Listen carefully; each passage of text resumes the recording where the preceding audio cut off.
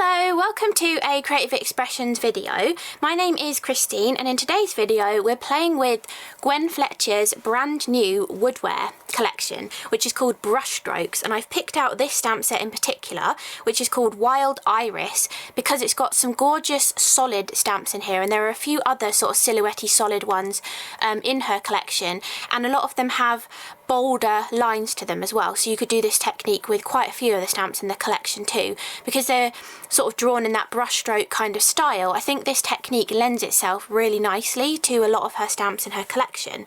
So I just wanted to do a quick video showing you this kind of technique if you've not seen it before. So I've picked out this beautiful solid stamp here from this Wild Iris stamp set, and then we're going to be stamping with the Enchanted Sprinkles from jamierodgerscrafts. So I've picked out the Circuit Breaker colour because it's a really unusual kind of colour with such a big mixture in there. And the kind of style that Gwen has done her collection in kind of lends itself to black and white. And I thought, well, when this colour mixes together, it kind of gives a really dark kind of black colour, but there's hints of different colours in here. And so I thought this would look really nice with the style of stamps as well. So we're going to recreate a background like this. I wanted to have one dry so that you could see one already dried, and it also kind of shows you the end point of this technique as well, you know, so you know whether you want to watch along and take in the information so you know how to do this technique as well. So to do this, you want your clear stamp, which is a lovely silhouetted kind of image. You want your Enchanted Sprinkles. You want a blending mat, whether it's a Woodware one or one of the jamierodgerscrafts one, just any sort of blending mat. Just helps with the cleanup, that you're not getting your powders all over your mat while you're working. And then you want a fine mist spray bottle. Ones like this, they give a fine mist, but they're more of like a continuous spray and they give out a lot of water at a time. You want one that is just one squirt and that's all it gives out, because you don't want to add too much water to this, because then you're going to get really blobby, watercolory kind of effect. That might be what you're going for, but for this specific version, I want as little water as possible for the technique. So that's why I like to use a spray like this.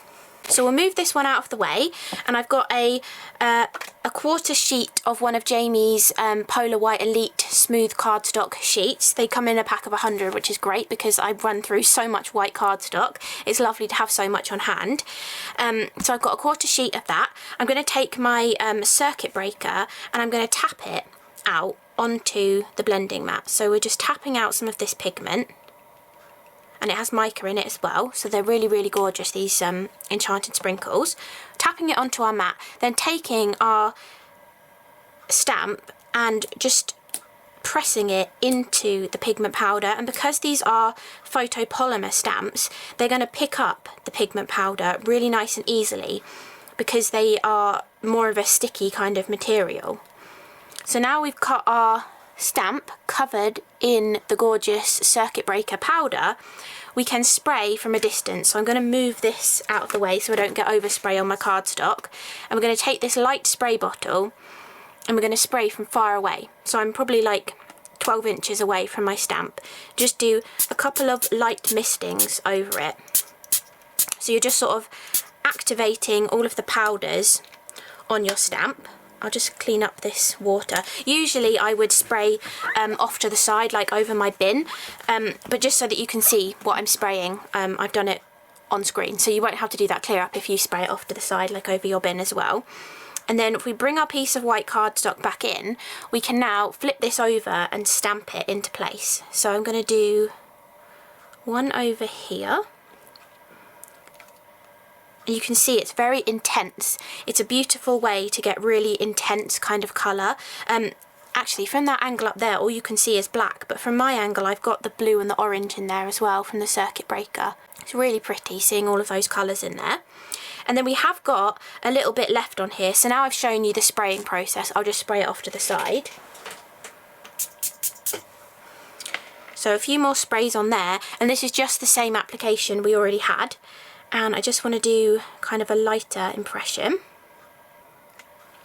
One like that, gone a little bit more blobby because we've added more water to it, but it's nice to have a variation of impressions for this technique.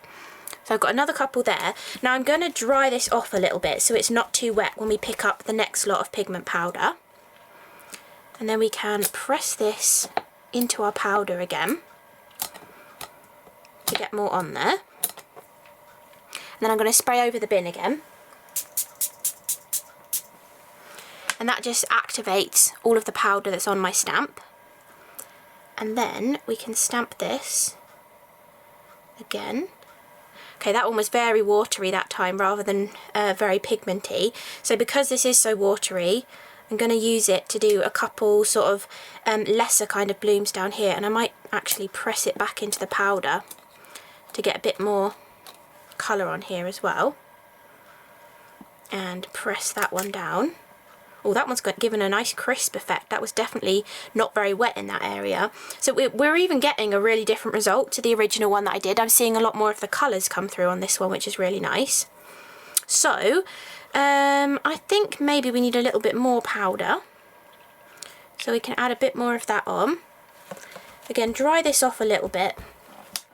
And then pick up more of that powder onto our stamp. And spray again.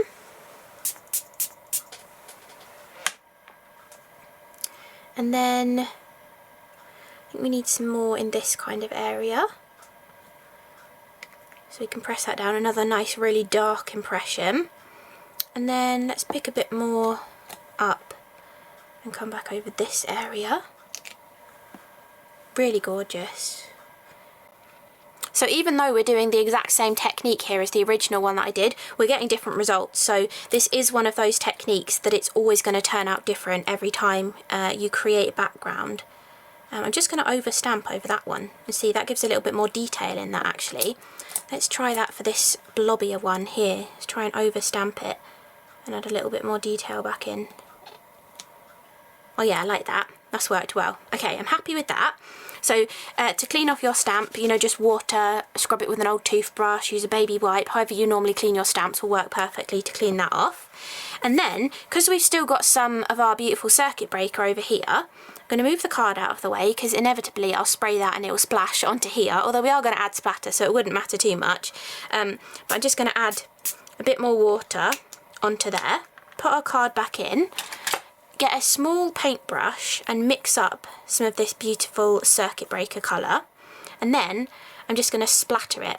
I feel like this really adds to that inky kind of idea of this brushstroke collection, and I think it's going to work really nicely as a finishing touch for this card.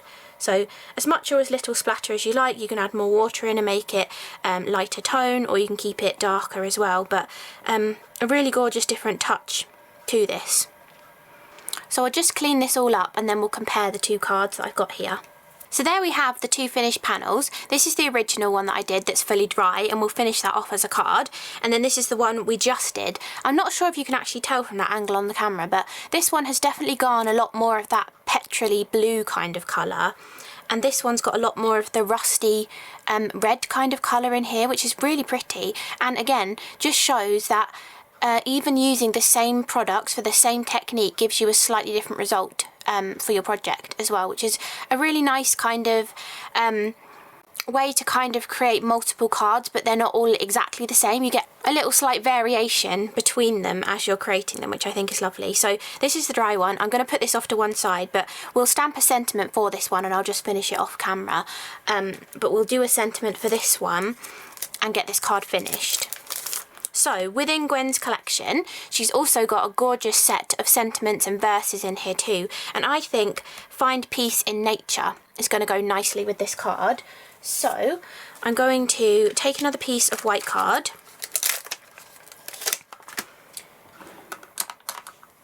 put my stamp on an acrylic block, and then I'm going to get the Nocturne Versafine Clair ink pad. It's a lovely crisp black ink. And then I'm going to stamp a couple of these onto this cardstock. Now, first of all, I want to think, which side of the card do I want this coming in from? I do think I want it coming in from that side. So I'm going to stamp these closer to this side of the card. And we'll do one there. I'll use the same sentiment on both cards just to make it easy. and we'll do one here. Now I thought I would show you what I like to do with sentiments like this, because sometimes you'll look at a sentiment like this, and if you don't want to trim it out with a die, you could you could definitely use a die to cut this out, but if you don't want to, because maybe you haven't done any other die cutting on your card, and you know you're trying to not use dies on a specific project or something, this can be a weird kind of sentiment to cut out if you couldn't stamp it directly onto your card. So the way I do this to make it so much easier to cut out is I like to add a banner around it, and I like to make it look a little bit different. So instead of drawing a banner around the whole sentiment, I like to intersect part of the sentiment. So I'm going to go in between, sort of like right where that little dash on the F is, and then I'm going to bring it along and add a little bit more of a line coming out from the dash on the E. And then down here where it says nature, I think I'm going to come underneath that first bit of the N, and then where the loop is, I'm going to carry it on after the loop. And then I'm just going to make sure this line's slightly longer than the top one and join them at a diagonal. And that's how I love to do sentiments like this. It just gives it more of a finished kind of look and gives you somewhere much easier to cut it out as well. So we'll do the same thing on this one. So we're coming backwards from the dash on the F, forwards from the dash on the E, and then underneath that bit on the N, and then from the other side of this bit on the N, making sure the bottom line's longer than the top line, and then joining them with a diagonal. I just love doing my sentiments like this. So now you just want to take your scissors and trim this out, and it makes it so easy because you're basically just following a banner, but you're just adding a little bit of extra interest. So you cut along that line there, and then when you get to the actual wording, you just cut up and around it. And I think that looks really nice, but if you don't like that, then feel free to just draw a banner above and below the full sentiment rather than drawing your banner like partly cutting into the sentiment. Whichever sort of way you think's going to work nicely is obviously fine to do, but I think that looks really lovely. So I'm going to have that sentiment on this one, and I might as well cut this one out as well, and then I will stick it on the other card once that background has dried. And I do think with mica product it's quite nice to leave them to naturally dry rather than drying them with your heat tool, just so that any random effects that are going to happen where colours split out and things like that, it's all just going to happen over time and you're not forcing anything to dry. So to add this on, I'm just going to take some of Jamie's foam tape. I love the 1mm depth of his foam tape, it's absolutely brilliant, and the backing just comes off so easily as well. And I'm just going to place that down in this bottom left corner, like so, flip it over, and then use my long bladed pair of scissors to cut off the excess there. And then we can add this onto a top folding white card blank just to finish this off and give it a little bit of a nice white matte around the edge of it. So I really hope you enjoyed this video looking at Gwen's new brushstroke collection and the Wild Iris set and the Sentiment set in particular, showing you how you can stamp with your Enchanted Sprinkle powders to create this gorgeous inky blobby kind of effect as well. So really hope you enjoyed it. Thank you so much for watching, and I'll see you again in the next video. Bye!